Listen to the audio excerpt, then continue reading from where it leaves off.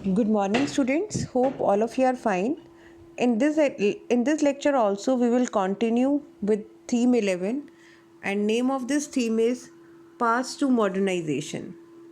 In previous lecture we discussed about the China. So in this lecture also we will continue with the topic of China only, and today's topic is the rise of the Communist Party of China, that is known as the CCP. So, when the Japanese invaded China in 1937, the Kuomintang retreated, and the long and exhausting war weakened China. Prices rose 30% per month between 1945 to 1949, so which created a lots of unemployment and poverty, and utterly destroyed the lives of ordinary people. So, rural China faced two types of crisis. The one was ecological, it means there was the imbalance, there was the environment degradation, and the other was the soil exhaustion, deforestation, floods, and the second was the socio-economic one caused by exploitative land tenure system, indebtedness, primitive technology, and poor communication. It means now China, there were two types of crisis. One was the ecological imbalance, and the another was the socio-economic exploitative system. The CCP, the Chinese Communist Party, had been founded in 1921, soon after the Russian Revolution. And the Russian success exercised a powerful influence around the world, and leaders such as Lenin and Trotsky went on to establish the Comintern, or the Third International, in March 1918 to help bring about a world government that would end exploitation. The Comintern and the Soviet Union supported communist parties around the world, but they worked within the traditional Marxist understanding that revolution would be brought about by the working class in cities. It means here also, if you will see, the peasants and labor, they were not part of that revolution. Only the working class in cities, they participated. Its initial appeal across national boundaries was immense, but it soon became a tool for Soviet interest and was dissolved in 1943.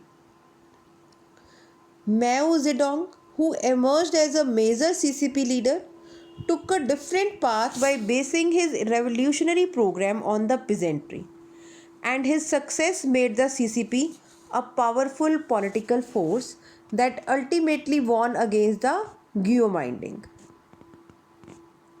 Mao Zedong's radical approach can be seen in Jiangxi in the mountains, where they camped from 1928 to 1934, secure from Kuomintang attacks. A strong peasants' council was organized, united through confiscation and redistribution of land. Mao, unlike other leaders, stressed the need for an independent government and army, and he had become aware of women's problems and supported the emergence of Rural Women's Association.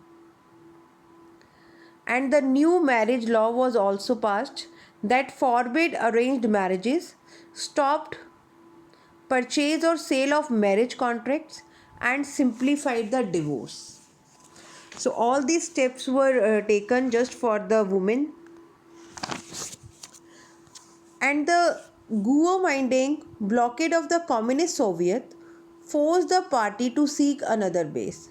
This led them to go on what came to be called the Long March, 6,000 grueling and difficult miles to Shanxi in their new base in Yan'an.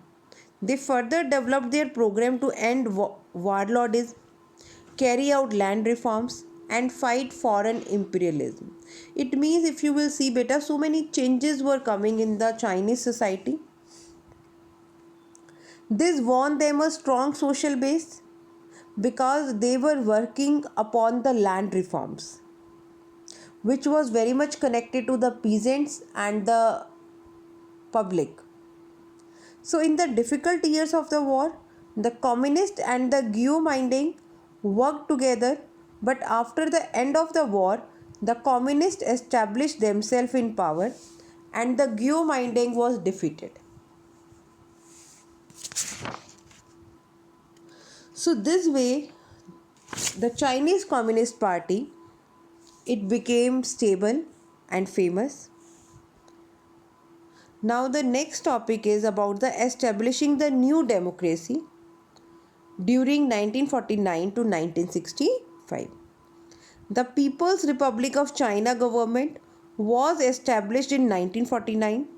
It was based on the principle of new democracy, an alliance of all social classes, unlike the dictatorship of the proletariat.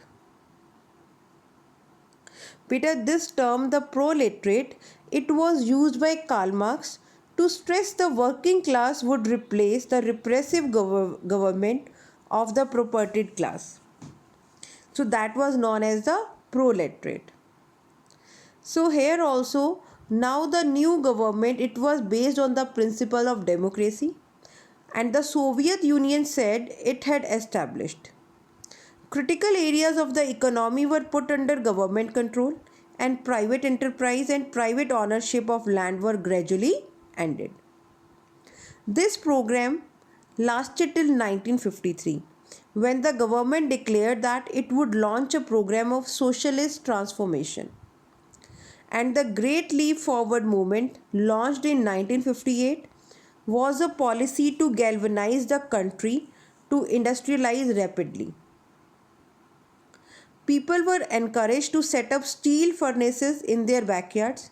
In the rural areas, people communes were started. But a commune means that land would be collectively owned and cultivated, and afterward the whatever the production was there, that was divided according to the family needs.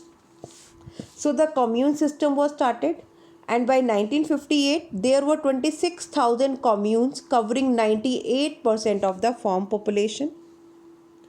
Now Mao was able to mobilize the masses to attain the goals set by the party. His concern was with creating a socialist man who would have five loves: fatherland, people, labor, science, and public property. Mass organizations were created for farmers, women, students, and other groups. And the All China Democratic Women Federation had 76 million members. The All China Student Federation, 3.29 million members. These objectives and methods did not appeal to everyone in the party. In 1953-54, some were urging for more attention to industrial organization and economic growth. Liu Shaoqi and Deng Xiaoping tried to modify the commune system as it was not working efficiently. The steel produced in the backyard furnaces was unusable industrially. If the steel was produced at the home without any proper technique, so it was not usable for the industries. As we know that industry, this iron and steel industry, it provides a strong base to the economy of any country. So that is why now the vision was different for this. Like the Chinese Communist Party, whether they were bringing so many reforms, but till that time those reforms were not that much effective. So beta, this was the topic for today. So tomorrow we will continue with the same chapter with further topic. Thank you and have a nice day.